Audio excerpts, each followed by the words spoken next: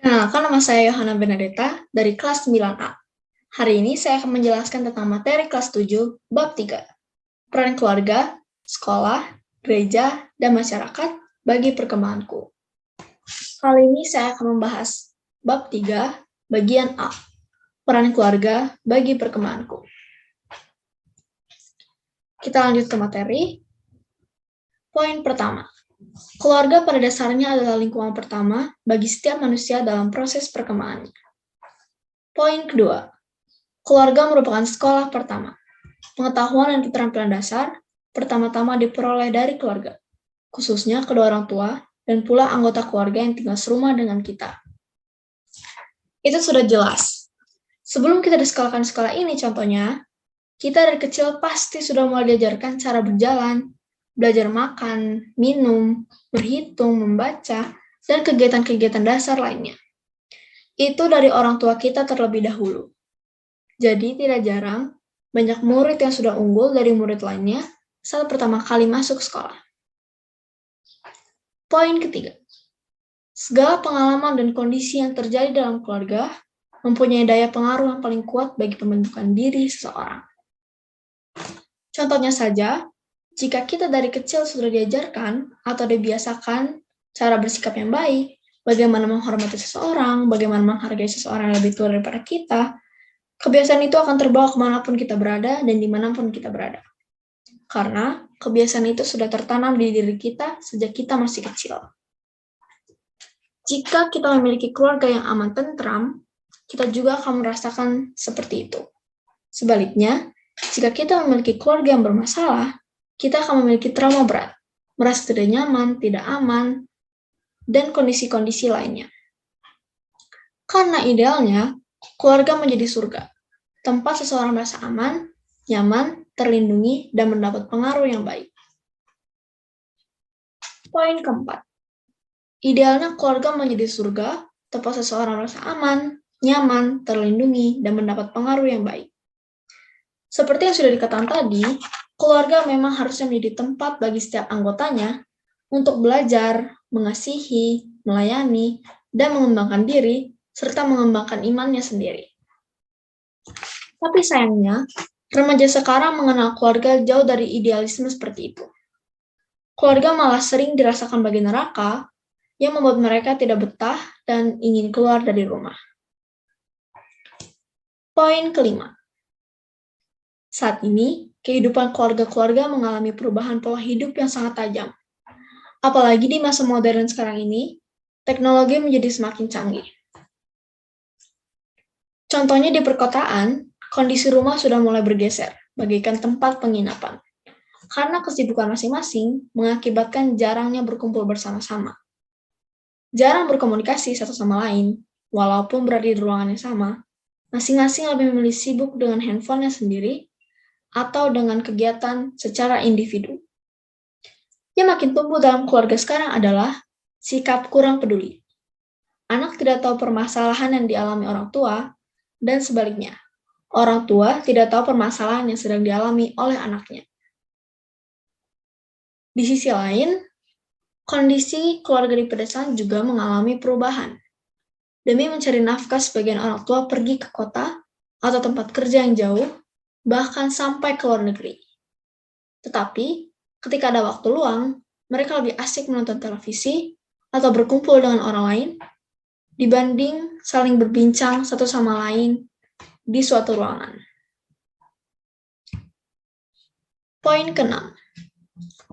Banyak orang tua berprinsip, kami harus kerja keras demi memenuhi kebutuhan anak.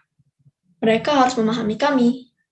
Sebaliknya, anak juga berprinsip, saya tak peduli, yang penting kebutuhan dan keinginan saya terpenuhi. Akibat kurangnya komunikasi seperti itu, maka tak heran banyak remaja lebih betah di luar rumah dengan temannya, bahkan ketika ada masalah, lebih senang mencari penyelesaian dari orang lain daripada harus mencari penyelesaian dari orang tua atau keluarganya sendiri.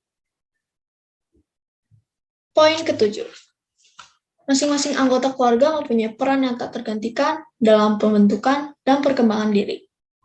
Ketika berhadapan dengan adik, kamu belajar melindungi, belajar melayani, dan belajar membantu. Ketika berhadapan dengan kakak, kamu belajar bersikap hormat, belajar meminta bantuan tatkala tidak mampu. Demikian juga dari orang tua. Kamu belajar menyayangi, belajar caranya berkorban demi kebahagiaan orang lain, belajar memberi, dan sebagainya. Mengingat pentingnya peranan keluarga, sudah selayaknya kamu juga mencintai dan ikut bertanggung jawab terhadap keluargamu. Mencintai keluarga dapat diwujudkan dengan hal-hal kecil, seperti memberi perhatian pada peristiwa khusus. Misalnya, memberi ucapan selamat ulang tahun kepada anggota keluarga yang berulang tahun, dan sebagainya.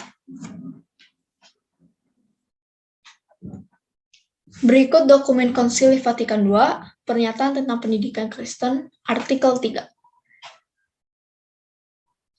Karena orang tua telah menyalurkan kehidupan kepada anak-anak, terikat kewajiban amat berat untuk mendidik anak mereka, maka orang tualah yang harus diakui sebagai pendidik mereka. Yang pertama dan utama, begitu pentinglah tugas mendidik itu, sehingga bila diabaikan, sangat sukar pula dapat dilengkapi. Sebab, merupakan kewajiban orang tua menciptakan lingkungan keluarga yang diliputi semangat bakti kepada Allah dan kasih sayang terhadap sesama sedemikian rupa, sehingga menunjang keutuhan pendidikan pribadi dan sosial anak-anak mereka. Maka keluarga itulah lingkungan pendidikan pertama, keutamaan-keutamaan sosial yang dibutuhkan oleh setiap masyarakat. Adapun terutama dalam keluarga Kristen yang diperkaya dengan rahmat serta kewajiban sakramen perkawinan, anak-anak sudah sejak dini harus diajar mengenal Allah serta berbakti kepadanya dan mengasihi sesama, seturut iman yang telah mereka terima dalam baptis. Disitulah anak-anak menemukan pengalaman pertama masyarakat manusia yang sehat serta gereja. Melalui keluargalah, akhirnya mereka lambat laun diajak berintegrasi dalam masyarakat manusia dan umat Allah. Maka hendaklah para orang tua menyadari betapa pentinglah keluarga yang sungguh Kristen untuk kehidupan dan kemajuan umat Allah sendiri. Sekarang kita sampai di penghujung materi, simpulan materi. Berikut beberapa simpulan dari materi kali ini. Yang pertama, menurut Deklarasi tentang Pendidikan Kristen, keluarga merupakan sekolah pertama. Pengetahuan dan keterampilan dasar pertama-tama diperoleh dari keluarga, khususnya kedua orang tua. Karena orang tua telah menyalurkan kehidupan kepada anak-anak, orang tua terikat kewajiban amat serius untuk mendidik anak-anak mereka. Maka orang tualah yang harus diakui sebagai pendidik yang pertama dan utama bagi anak-anak mereka. Yang kedua, dengan demikian, orang tua harus menyediakan waktu bagi anak-anak untuk membentuk mereka menjadi pribadi-pribadi yang mengenal dan mengasihi Allah. Kewajiban dan hak orang tua untuk mendidik anak-anak mereka tidak dapat seluruhnya digantikan ataupun dialihkan kepada orang lain. Yang ketiga, orang tua berperan memperkembangkan diri anak-anaknya dalam seluruh segi. Orang tua selayaknya memberikan teladan perwujudan nilai-nilai esensial dalam hidup dan nilai-nilai Kristiani, baik dalam perkataan maupun perbuatan. Anak-anak akan lebih cepat belajar melalui teladan perbuatan orang tuanya ketika orang tuanya bisa menjadi model bagi mereka.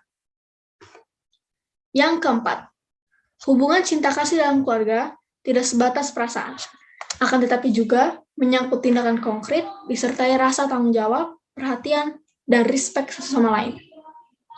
Masing-masing anggota keluarga mempunyai peran yang tak tergantikan dalam pembentukan dan perkembangan diri. Dan yang terakhir, menurut Paulus dalam suratnya kepada umat di Efesus, anak-anak hendaknya taat kepada orang tua, menghormati mereka.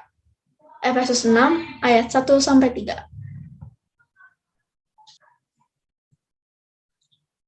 Kurangnya komunikasi dalam keluarga adalah awal kehancuran keluarga itu sendiri.